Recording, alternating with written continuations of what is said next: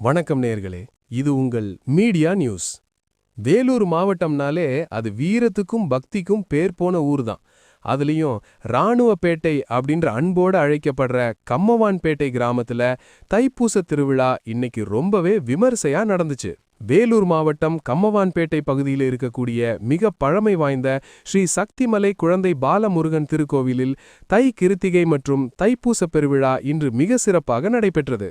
கடல் மட்டத்திலிருந்து சுமார் 2600 அடி உயரத்தில் அமைந்துள்ள இந்த மலைக்கோவிலில் இன்று அதிகாலை முதலே முருகப்பெருமானுக்கு சிறப்பு அபிஷேகங்கள் நடைபெற்றன.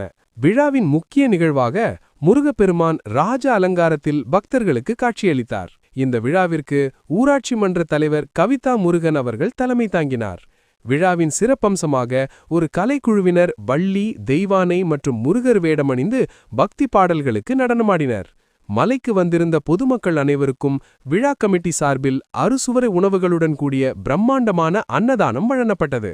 தைப்பூசத்தை முன்னிட்டு சக்தி மலையில் நடந்த இந்த விழா அந்த பகுதி மக்கள் கிட்டையும் முருக பக்தர்களிடமும் ஒரு பெரிய உற்சாகத்தை ஏற்படுத்தியிருக்குதுன்னே சொல்லலாம். இது போன்ற உங்கள் ஊர் செய்திகளை உடனுக்குடன் தெரிந்து கொள்ள நம்ம மீடியா நியூஸை சப்ஸ்கிரைப் பண்ணுங்க. செய்திகளுக்காக இணைந்திருங்கள். நன்றி.